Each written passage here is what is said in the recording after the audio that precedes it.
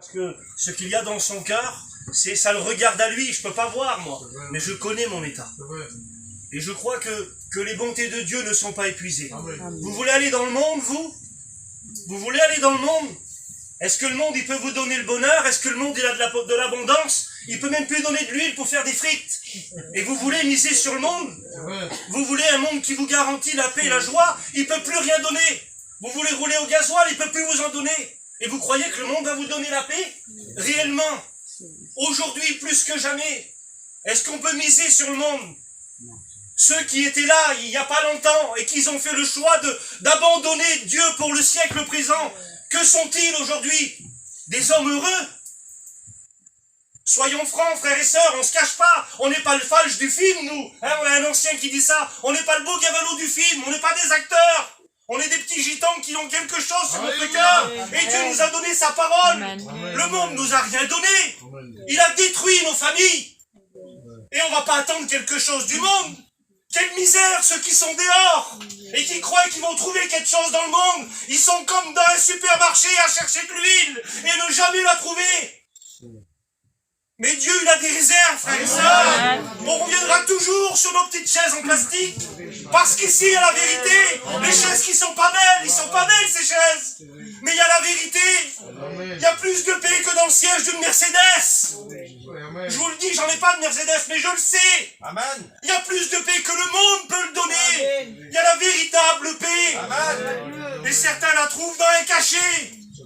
Malgré l'apparence qu'on peut montrer. Seigneur, il est temps de se réveiller. Alléluia. Écoutez, je m'adresse aux chrétiens comme à nos amis ce soir. Je parle pas qu'à nos amis, hein. Je parle aux chrétiens. Les chrétiens sont fatigués aujourd'hui. Fatigués de quoi? C'est les réunions qui nous fatiguent.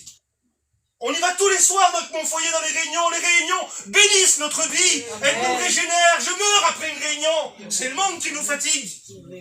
Le monde nous épuise. Écoutez, c'est le mot d'aujourd'hui. Je suis fatigué, moi je suis fatigué, je suis toujours fatigué. J'ai tout pris, vous voulez des recettes? Prenez des McDo, il n'y a pas au-dessus. Mais oui, on est fatigué, on alimente notre corps pour qu'il se régénère. Mais quand le cœur est fatigué, quand on est fatigué et qu'on cherche une excuse pour pas aller à la réunion, c'est qu'il y a une anomalie dans notre cœur, et c'est pas avec le monde. C'est pas en regardant le téléphone et à miroiter une vie factice des autres. Parce qu'aujourd'hui, c'est comme ça, hein. On regarde le téléphone, on regarde un amusement qui est à 300 km et on désire y être. Mais je peux pas, je suis chrétien. Mais c'est de la boue, ça, frères et sœurs. Il n'y a rien de vrai dans les choses du monde. Il n'y a que l'évangile qui est vrai. Amen. Ce qu'on trouve en dessous le petit chapiteau, regardez comment c'est fait, Seigneur. La lumière, elle a cassé en plein programme. Mais ce qu'on trouve ici, on ne le trouve pas dans les plus grands palaces du monde. Alléluia. Mais ceux qui ont été dans les plus grands restaurants, on ne le trouve pas. Dans les plus belles boîtes de nuit, on ne le trouve pas. Fais les plus beaux voyages que tu veux, on ne le trouve pas. Il n'y a qu'en Dieu qu'on trouve ça. Alléluia. Écoutez, l'apôtre Paul, un jour, il va dire ça, l'apôtre Paul, parce que si demain, je pose une question, qui c'est qui a jamais été dans une réunion? Il y a un enfant, là, il est déjà dans la réunion, je sais que c'est pas sa première réunion. Donc je m'adresse à des personnes qui connaissent la parole de Dieu, qui ont connu, mais qui connaissent la parole de Dieu. Et Paul, un jour, il va dire ça, il va dire, lorsque j'étais enfant, je raisonnais comme un enfant, j'agissais comme un enfant, et j'étais un enfant, et c'est légitime, quand on est un enfant, d'agir comme un enfant. Et puis le petit, là, je ne peux pas l'avertir et lui donner une conscience du bien et du mal, comme je peux la donner au frère, là. Parce que le frère, c'est un adulte raisonnable avec une conscience. Mais il arrive un moment où on doit faire disparaître ce qui est de l'enfant et laisser place à un adulte qui est placé devant la parole avec des directions. Et voilà ce que Dieu veut. Écoutez, je voudrais vous lire un texte. Alléluia. Il dit, l'amour ne fait point de mal. C'est dans Romains 13, 10 pour ceux qui ont la parole. L'amour ne fait point de mal à son prochain. L'amour est donc l'accomplissement de la loi. Mais cela n'importe d'autant. Il dit, c'est pas ça le plus important, il va dire. Il dit que le plus important, il dit, vous savez en quel temps nous sommes? C'est l'heure de vous réveiller du sommeil. Il dit, de vous réveiller du sommeil, car, il dit, écoutez bien, il dit, car le salut est plus proche de l'heure où ce que vous avez cru. Et je ne sais pas, il y a combien de temps que tu es chrétien, ou il y a combien de temps que tu avais fait une expérience Mais lorsque c'était, je dis ça comme ça, on le savait, nous, en 2007-2008, il y a eu une effervescence de l'évangile aux Caraïbes.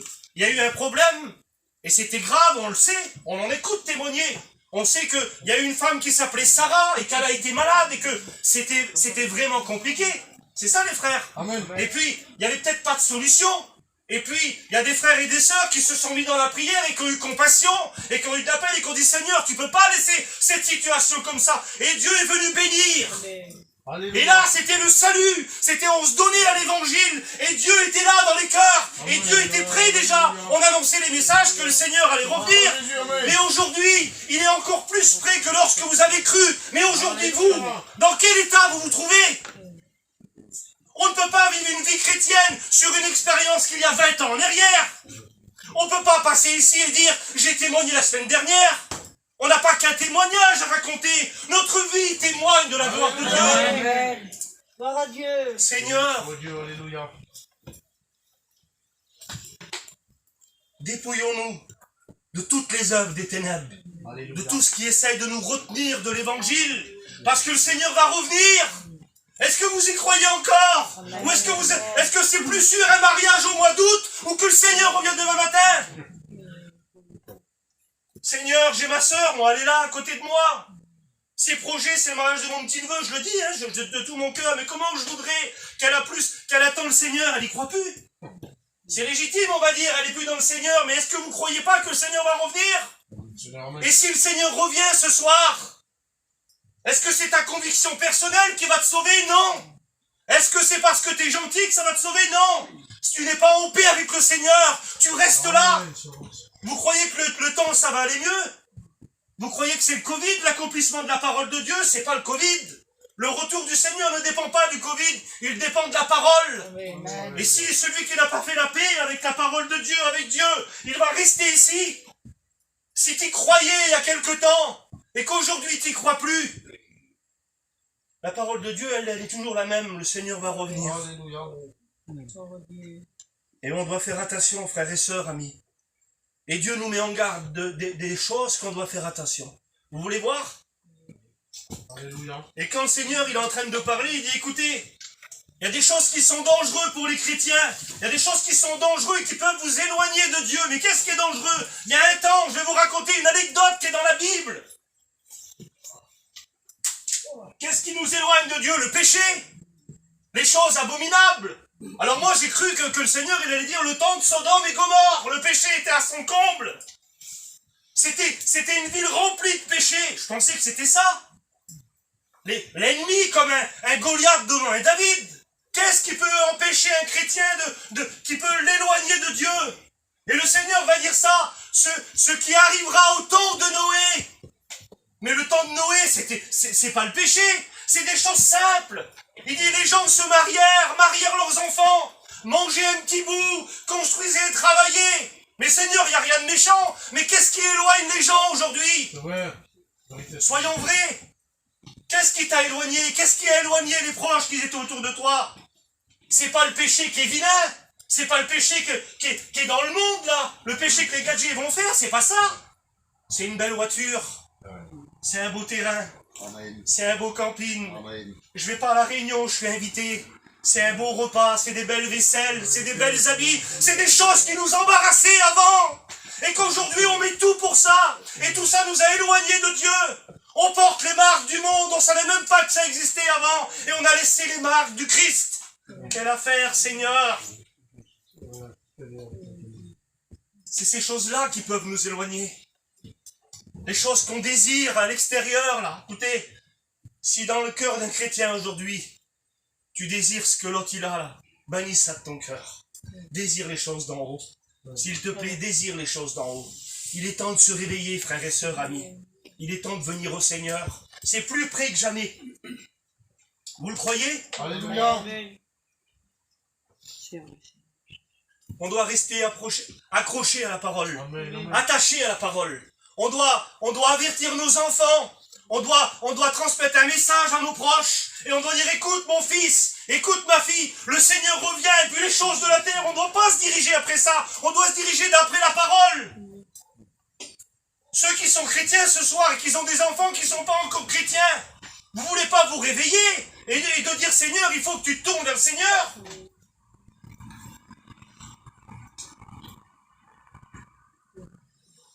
Que Dieu soit béni.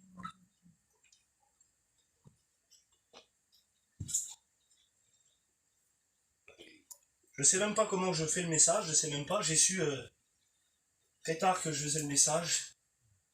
Mais la parole de Dieu, elle a toujours à dire. Amen. Elle a toujours à nous avertir. Vous savez, j'ai marqué ça là, tout à l'heure. J'ai vécu une expérience, moi, sur une gare. Et c'était incroyable. Et puis, elle s'est passée en quelques temps, comme ça. Et puis après, quand j'étais dans le wagon, là, j'ai réalisé l'expérience que j'avais vécue. Et je venais ici, j'étais à Lyon, là-bas, et j'avais pris le train pour venir ici. J'avais pris mes billets et tout allait bien. Et puis, moi, chanceux comme que je suis, le wagon juste devant moi, il a pris feu. Et le train, il s'est arrêté vers Montélimar, là-bas, le TGV. Et quand il s'est arrêté, le TGV, là, il a pris feu et il a fallu qu'on sorte. Merci. Il a fallu qu'on sorte du wagon, là. Et puis, il y avait une 50aine de passagers. Et puis, ils ont décroché le wagon, là, ils l'ont éteint, ils ont fait un système, ça a duré 1 heure, et puis il est parti. Et puis, il est venu un monsieur avec un livre et un stylo, avec la petite casquette. Et puis, lui, il est venu, il a dit, voilà, il dit, présentez vos tickets, on va inscrire votre nom, il y a sûrement un wagon qui va venir. Mais il dit, voilà, il dit, vu comment que c'est dangereux, c'est sur la voie ferrée, il n'y a pas de gare, là. Il dit, ça va vraiment être rapide pour monter. Il dit, on va tracer des traits. Et il dit, vous vous attendrez ici. Et il dit, quand le train va arriver, le wagon, vous aurez quelques minutes pour monter. Il ne pourra pas se permettre d'arrêter longtemps. Et puis moi, j'ai donné mon nom, j'ai inscrit mon nom. Et puis le monsieur, il a commencé à faire des traits jaunes sur le parterre, sur les cailloux, là. Et puis nous, on devait attendre là. Et puis on était une 50aine de personnes. Puis moi, j'avais mon nom qui était inscrit. Et puis le temps, il commençait à menacer un petit peu. Il commençait à tomber des tout petites gouttes d'eau, là. Et puis il y en a un qui a commencé à nous lâcher parce qu'il ne voulait pas se mouiller. Alors il a été se mettre un petit peu plus loin. Et il y en avait un, il avait envie de fumer. Mais il dérangeait les autres, alors il a été se mettre un peu à l'écart pour fumer. Il y en avait un qui avait soif. Il y en avait un qui voulait voir ce qui se passe là-bas. Et puis de 50, 60 personnes, on s'est retrouvé à 10 personnes là. Et puis écoutez, on ne l'a pas entendu arriver. Ils ne l'ont pas entendu arriver le wagon. Et nous, on l'a vu arriver. Et quand il est arrivé, il a mis un coup de sifflet, le monsieur là. Et puis il a dit, il a cité les noms. Et puis moi, j'étais l'un des premiers. J'ai monté dans le wagon. Et puis là, il a appuyé sur le bouton. Il a dit, tant pis pour les autres. Parce qu'on ne peut pas se permettre de rester. Ils ont parlé entre eux, les deux convoyeurs. Et puis on a démarré. Il y en avait un là, un genre de rasta. Il tapait au carreau. Il disait, je peux pas. Il dit, je dois aller sur Marseille. Il tapait. Et puis il a laissé, et le train, il l'a laissé. Écoutez, moi, c'était tout simple. Même si j'aurais loupé le wagon là, j'aurais pu m'en sortir. Mais ce qui est arrivé au temps de Noé arrivera au temps du Fils de l'homme. Et qu'est-ce qu'on dira? Qu'est-ce que vous voulez que je dise de plus ce soir? Vous voulez que je continue le message? Mais c'est le message, le Seigneur revient. Alléluia. Et celui qui n'a pas fait la paix avec le Seigneur, celui qui est en porte-à-faux avec le Seigneur, il va rester ici. Mais je ne veux pas être méchant, vous me connaissez, vous m'avez vu tout petit. Mais la parole, elle dit, avec le diable et ses démons, dans un lieu de tourment. Mais Seigneur, et alors on reste insensible devant ça? Écoutez, les démons supplient Jésus de ne pas aller dans le lieu de tourment. Il n'a pas été créé pour l'homme. Et Jésus nous appelle encore ce soir parce que c'est le temps de grâce. Il lui dit, écoute, moi je te comprends. Moi je sais par quoi t'es passé. Et je te pardonne. Je peux te pardonner dans cette soirée. Écoutez, s'il y a quelqu'un comme ça, il y a toujours l'amour du Père ce soir. Alléluia. Vous savez, il y a le fils prodigue, on la connaît l'histoire. Il est là, il est parti parce qu'il a pris une mauvaise décision, il a fait un mauvais choix. Il a voulu aller dépenser ses biens, croyant que le monde, il allait réussir dans le monde, il a mangé sa vie. Et puis on connaît l'histoire, il est là, il aurait aimé se nourrir des carouches que donnait le monde. C'est le plus bas de la nourriture du monde. Vous croyez que ceux qui sont partis dans le monde, ils se nourrissent de quoi aujourd'hui?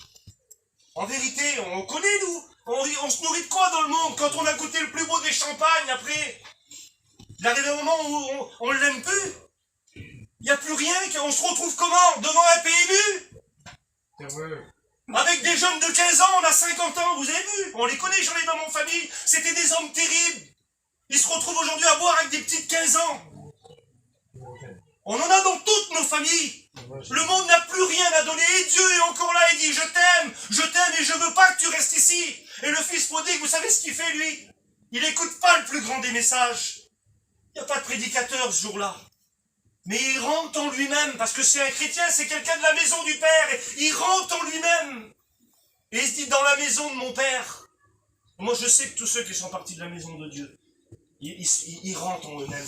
Nous, on ne le voit pas, mais on sait qu'ils rentrent en eux-mêmes. Et ils se disent, mais quand j'étais chrétien, quel goût quand je me levais le matin. Quelle paix que j'avais. J'avais pas le cachet sur l'étagère pour dormir. Je laissais pas une télé. Je trouvais pas un prétexte pour m'en aller parce que je supportais plus mon foyer. J'étais en paix chez moi et j'avais pas grand chose. Et lui, il rentre en lui-même, il dit, mais quelle paix que j'avais chez mon père. J'avais du pain en abondance et ici, je meurs de faim. Dans le monde, il mourrait de faim. Alors il dit, voici ce que je ferai. Mais c'est pas juste d'être entré en lui-même. C'est le fait de savoir lever. C'est le fait de savoir lever. Écoutez mes amis, c'est plus important ce que je dis qu'un enfant qui crie. Écoutez, il a rentré en lui-même. Et il a dit, j'irai. Mais selon la loi, il n'avait pas le droit de venir vers son père. Écoutez, vous croyez que c'était juste simple comme ça? Selon la loi, il devait être lapidé par le village parce qu'il avait dépensé tous les biens de son père. Il devait être lapidé. On devait le mettre devant son père et le tuer à un coup de caillou. C'était la loi. C'était impossible pour lui de revenir. Voilà pourquoi le père, il arrive un moment où il dit, mon fils qui était mort est redevenu à la vie. Mais voilà ce qui va se passer. L'histoire, elle nous dit, la Bible nous dit que lorsqu'il va à la maison, le père le vit au loin. Comme il te voit ce soir, toi qui es parti de la maison du Seigneur. Amen. Il le vit au loin. Et la Bible nous dit qu'il courut à sa rencontre. Et lui qui était condamné, lui qui était perdu, la Bible dit que le Père le prend dans ses bras. Et ça, c'est la réconciliation avec le Père. Et tu peux revenir dans les bras du Père dans cette soirée et te réconcilier avec le Père. Et il dit vite, mettez-lui la plus belle robe. Mais c'est quoi la robe? C'est le témoignage. C'est ce que le monde l'avait souillé. Mais moi, je le relave et je lui redonne son témoignage. Il lui dit, mettez-lui un anneau au doigt. Parce que le Père, il redonne l'autorité au Fils. Amen. Voilà ce que c'est l'anneau au doigt. Il dit, mettez-lui des souliers aux pieds. Parce qu'il était esclave du monde. Mais aujourd'hui, il marche en tant qu'homme libre. On en a vu des rétrogrades, que c'était des épaves. Ils sont revenus à Dieu. Alléluia. Que des hommes que c'est aujourd'hui. Il y en a qui prêchent l'évangile. Il y en a parmi vous qui étaient partis de la maison du Seigneur. Et puis ils étaient rétrogrades, ils sont revenus, ils sont aux écoles bibliques aujourd'hui. Et dans quelques temps, ils vont venir prêcher. Alléluia. Mettez-lui des souliers aux pieds. Mais là, il faut payer les fautes. Qui va payer? Il dit, tuez le veau gras. En un instant, en un instant, là, tu viens et le Père va à ta rencontre. Et puis les gens disent, mais qu'est-ce qui se passe? Il dit, ton frère qui était mort, mon fils qui était mort, est revenu à la vie. Il est temps de revenir à la maison, rétrograde. N'attends pas un message, n'attends pas une été. Ne te fie pas à ce qui est devant toi, là. Écoute, le diable, il te fait croire que tu vas te régaler cet été. Il va encore plus te pourrir la vie. Voilà, c'est quoi le diable? Hein, il y a un ancien qui disait ça. Il est tellement malin, il t'a enlevé les chaussettes sans t'enlever les souliers. C'est vrai, John. Il est tellement malin. Il te fait croire que tu vas te régaler. Parce qu'il veut que tu perdes du temps. Il veut que tu perdes du temps. Il veut que tu sois pas prêt quand le Seigneur va revenir. Mais nous vous en supplions, la Bible dit. Soyez réconciliés avec Dieu. Amen. On prie le Seigneur. Amen, gloire à Dieu. Seigneur, merci pour ta grâce. Merci pour ta paix, Seigneur.